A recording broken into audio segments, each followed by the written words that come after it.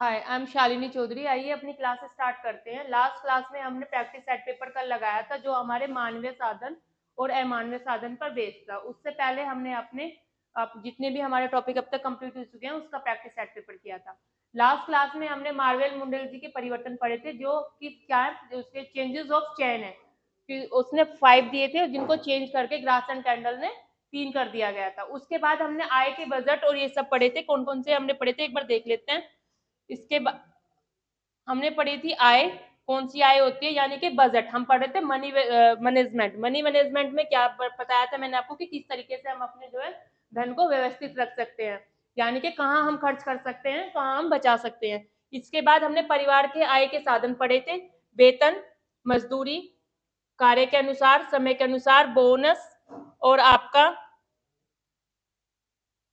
Lottery, उपहार में दिए जाने वाले, ये सब बहुत सारे हमने इसमें पढ़े थे। आज हमें क्या पढ़ना है, आज हमें पढ़ना है आय के साधन, यानी कि आय कितने तरीके से हम कमा सकते हैं या कितने तरीके से होती है। आय मुख्यतः 2 प्रकार की होती है, ये भी हम पढ़ लिया था कि प्रत्यक्ष आय और अप्रत्यक्ष आय। प्रत्यक्ष आय कौन सी होती है, जो कि हमें जो हम कमाते हैं यानी कि अर्न करते हैं, नौकरी करके करते हैं। अप्रत्यक्ष कौन सी होती है, जो हमको विरासत में मिल जाती है। जैसे कह देते हैं ना कि दादा लाई प्रॉपर्टी है, या आपके पापा आपको बना के दे देते हैं। इसके बाद उसमें हमने पढ़ा था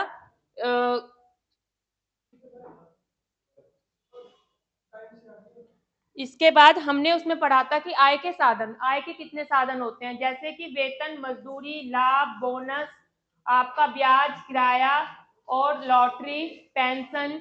इस तरीके के हमने सब उसमें पढ़े थे कि आय के कितने होते हैं। इसके बाद हमने कोई एक डेफिनेशन देखी थी ग्रास एंड कैंडल के अनुसार कि आय में उन्होंने क्या कहा है। इसके बाद आपका आया था हमारा आय, परिवार आय के साधन। परिवार आय के साधन कौन कौन से हैं। वेतन, वेतन कौन से थे, वेतन वो थे जो आपको काम करके, जो आप मेहनत करके काम कर रहे हैं उसके बदले में जो आपको पैसे मिल रहे हैं। इसके बाद हमने देखा था मजदूरी। मजदूरी मैंने आपको बताया था कि जो दिन भर दिहाड़ी पर डे के काम से जो काम करते हैं, जैसे लेबर का काम करते हैं, उसके बदले में जो उनको साप्ताहिक, अर्धवार्षिक या दैनिक रूप से जो पैसे रुपए दिए जाते हैं। इसके बाद हमने पढ़ा था किराया। किराया यानी कि जैसे कि अगर आपने कोई प्रॉपर्टी बनाई है, आप अपना रेंट वगैरह या शॉप वगैरह दे देते हैं तो उससे आपको जो इनकम होती है। इसके बाद हमने पढ़ा था आपका ग्रास एंड कैंडल के अनुसार इसकी डेफिनेशन। वास्तविक आय पढ़ी थी, अप्रत्यक्ष आय पढ़ी थी और व्यय। आज हम पढ़ेंगे इसमें आपका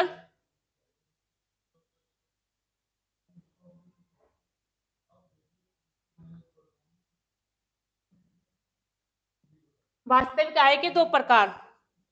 वास्तविक आय के 2 प्रकार कौन से हैं, प्रत्यक्ष आय और अप्रत्यक्ष आय। प्रत्यक्ष आय जो आपको कमा कर दिया जाए या एक सैलरी के रूप में आपको मिलती है, वो आपकी वास्तविक आय होती है। और जो आपकी अप्रत्यक्ष आय होती है वो आपके किसमें जो आपको मतलब कुछ जेनेटिकली जो आपको मिल जाती है। तो अभी देखते हैं प्रत्यक्ष आय। प्रत्यक्ष आय में हम क्या पढ़ते हैं।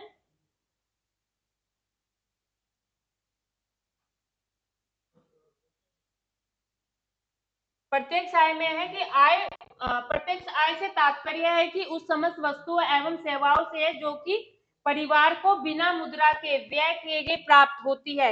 ये परिवार के सदस्यों द्वारा दी गई है सेवाएं अथवा किसी व्यक्ति के वेतन के अतिरिक्त प्राप्त सुविधाएं होती हैं, जैसे निःशुल्क स्वास्थ्य, जैसे निःशुल्क शिक्षा, चिकित्सा, आवास इत्यादि आदि।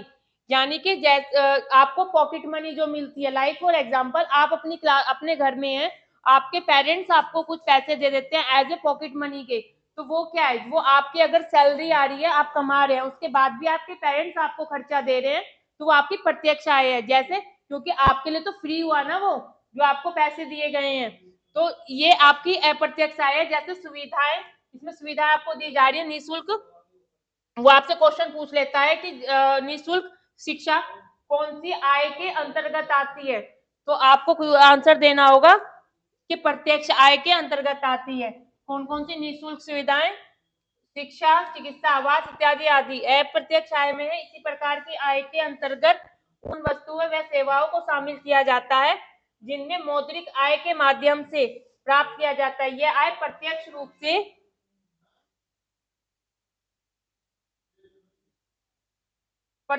से होती है। इसके बाद है आपकी थर्ड मानसिक आय। मानसिक आय कौन सी होती है? मानसिक आय अगर देखा जाए तो यहाँ मानसिक से ही समझ में आ रहा है कि मानसिक आय को देखना संभव नहीं है। क्यों? क्योंकि परंतु इसके अनुभव किया जा सकता है। मानसिक आय वस्तुओं के उपयोग से प्राप्त संतुष्टि से मिलती है, यानी कि आपको सेल्फ सेटिस्फैक्शन जैसे कि आपको कहीं व्यय करना है, कोई खर्च करना है, या आप कहीं शादी ब्याह में गए हैं, या आपको कोई चीज चाहिए, अगर वो चीज आपको मिल जाती है, आपकी फैमिली द्वारा आपकी जो डिजायर्स हैं, इच्छाएं हैं, वो कंप्लीट फुलफिल कर दी जाते हैं, तो उसके बाद जो आपको एक संतुष्टि मिलती है देखने को, वो आपकी मानसिक आय के अंतर्गत होती है। इसमें ग्रास एंड कैंडल के अनुसार एक डेफिनेशन दी गई है। डेफिनेशन क्या दी गई है? डेफिनेशन ये है कि मानसिक आय से तात्पर्य एक निश्चित समय में एक परिवार को मौद्रिक आय से प्राप्त संतोष है, यानी कि घर वालों ने क्या है, पेरेंट्स ने आप पे पैसे खर्च करे और आपको क्या मिला? आनंद, सुकून, संतोष मिला। तो उनके पैसे खर्च करने से जो आपको संतोष की प्राप्ति हो रही है, वो आपकी मानसिक आय है। यह आराम में होती है, यानी कि कंफर्टेबल जोन में होती है बिल्कुल, तथा सामान्यतः परिवार के प्रकार अथवा व्यक्तियों के मानसिक दृष्टिकोण पर निर्भर करती है। इसीलिए समान जो आपके समान व्यक्ति होते हैं, अर्थात उस पर निर्भर करती है, परिस्थिति में निर्भर करती है। कैसे निर्भर करती है, ये मैं आपको अभी समझाती हूँ।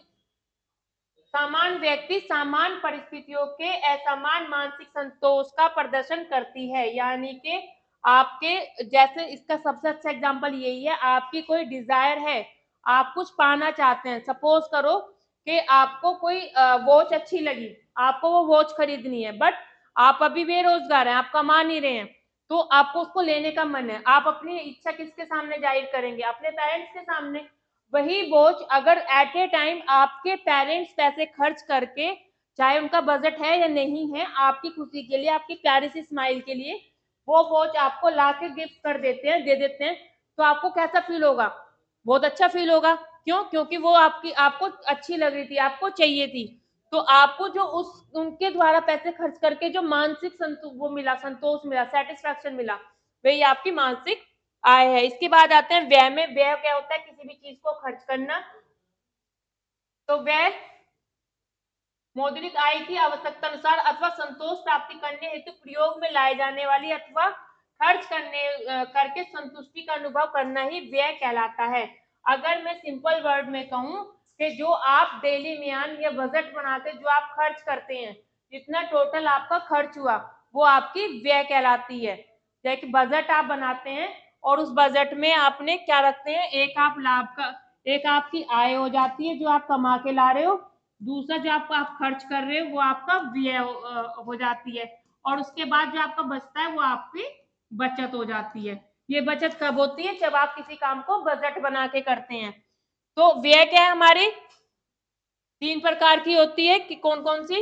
व्यय को हम तीन तरह से डिफाइन करते हैं। नंबर एक निश्चित, नंबर दो अर्धनिश्चित, नंबर तीन अन्य। अन्य में कौन कौन से आते हैं? सामाजिक, देशाटन, व्यक्तिगत और विलासिता। इसके बाद पहले हम देखते हैं निश्चित, यानी कि फिक्स। फिक्स कौन से व्यय होते हैं? फिक्स आपके वो होते हैं जो आपको करने करने, जिसमें आप कोई कॉम्प्रोमाइज कर ही नहीं सकते। जैसे आपके घर में पढ़ने वाले बच्चे हैं, आपके घर में बुजुर्ग हैं, उनकी दवाइयां चल रही हैं, तो वो आपका खर्च होना ही होना है। ना तो आप बच्चों की पढ़ाई रुकवा सकते हैं, जब बच्चे पढ़ रहे हैं तो उनकी ट्यूशन फीस भी जाएगी और आपकी स्कूल फी भी जाएगी। आप किसी रेंट पर घर में रहते हैं, तो आप वहां रह रहे हैं, तो आपको उसका किराया देना ही देना है। बिजली का बिल वो आपको भरना ही भरना है।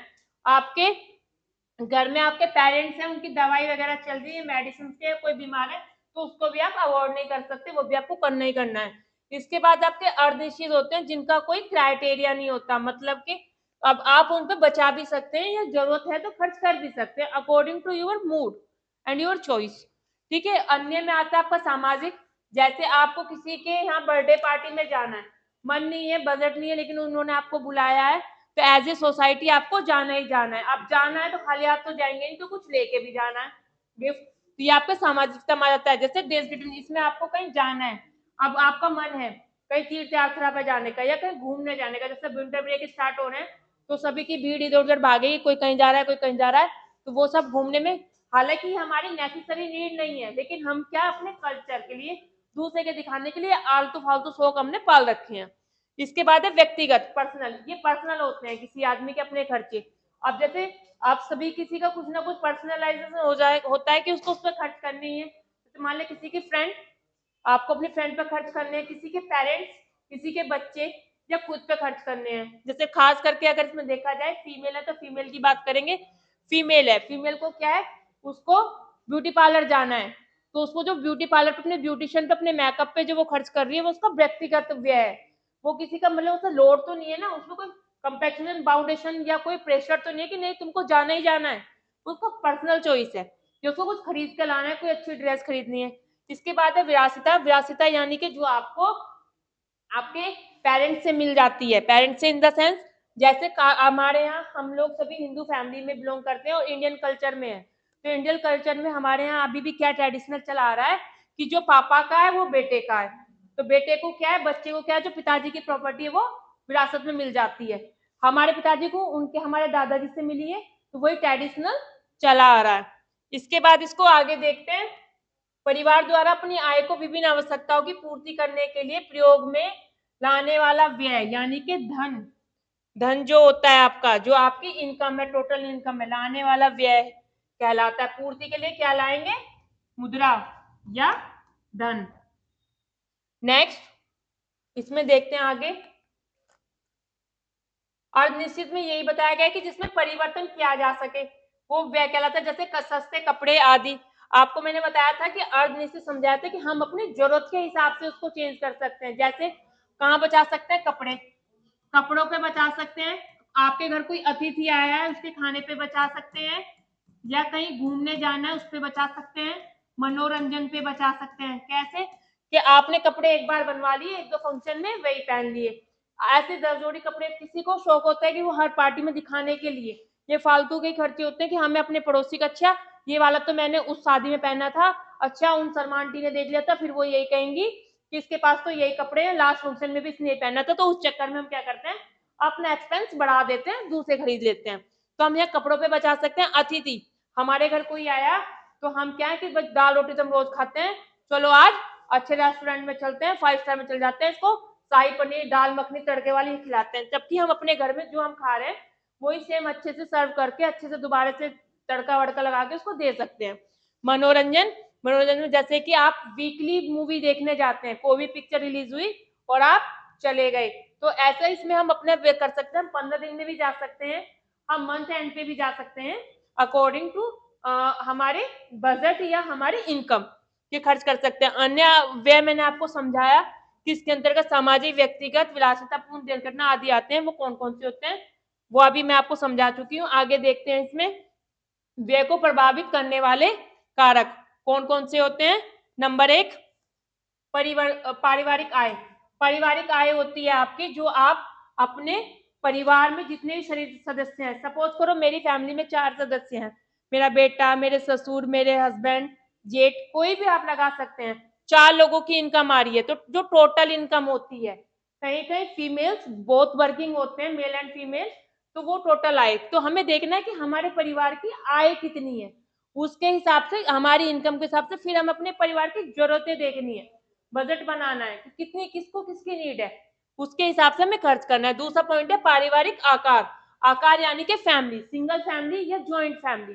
सिंगल फैमिली में कौन आता है, हस्बैंड, वाइफ और उसके 2 बच्चे या एक बच्चा। ज्वाइंट फैमिली में चाचा ताऊ आपके इकट्ठे सब सास ससुर सब इकट्ठे होकर रह रहे हैं, तो ये भी हमें परिवार का आकार भी देखना है। जब आय होगी तो फिर हम अपने परिवार को भी देखेंगे कि हमारे परिवार में क्या सदस्य है, किसको क्या नीड है। इसके बाद है पारिवारिक स्तर। पारिवारिक स्तर भी यही होगा स्टैंडर्ड।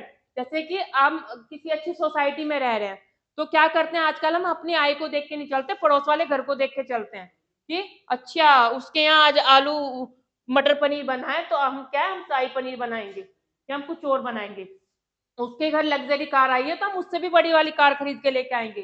तो हमें फैमिली का स्टैंडर्ड भी देखना है अपना। रहने का स्थान, रहने का स्थान यानी कि घर अपना जहां हम रहते हैं, हमारा एटमोस्फेयर, आसपास का वातावरण।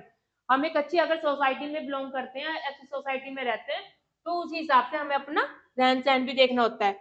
गृहिणी की योग्यता व कुशलता, एक घर को चलाने वाली कौन होती है? गृहिणी होती है।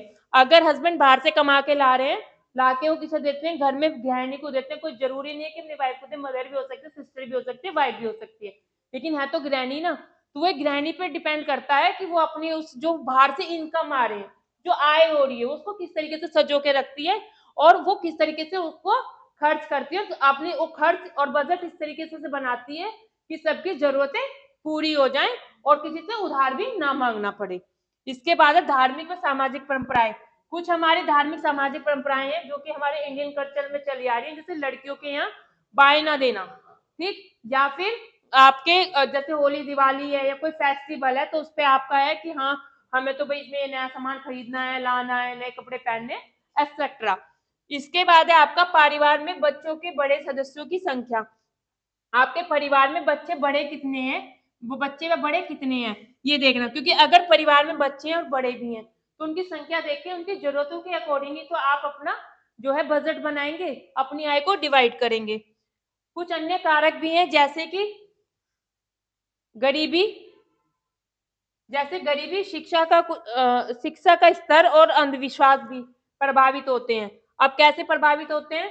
जैसे कुछ गरीबी रेखा में रहते हैं, इसको हम इसको व्यय देख रहे हैं, अपना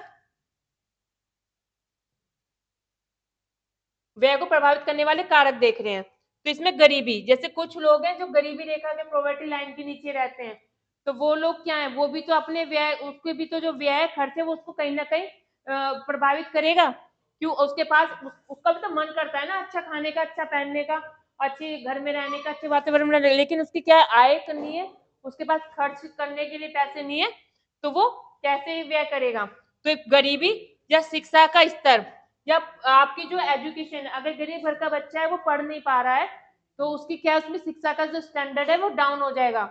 या कोई बहुत रिच फैमिली से है, उसको बहुत ज्यादा प्राउड है कि मैं तो बहुत रॉयल फैमिली से बिलोंग करता हूँ और पढ़ने में इंटरेस्ट खत्म है, तो वहां भी शिक्षा का स्तर भी इसमें डिपेंड करता है। दूसरा अंधविश्वास, अंधविश्वास जैसे जो ये पंडितों के चक्कर में पड़ जाते हैं और वो कहता है कि तुम ये पूजा करवा लो, तुम्हारा ये क्लेश कट जाएगा, तुम्हारा ये घृह कम हो जाएगा, और इतने की दान दक्षिणा दे दो, इतने की पूजा करवा दो।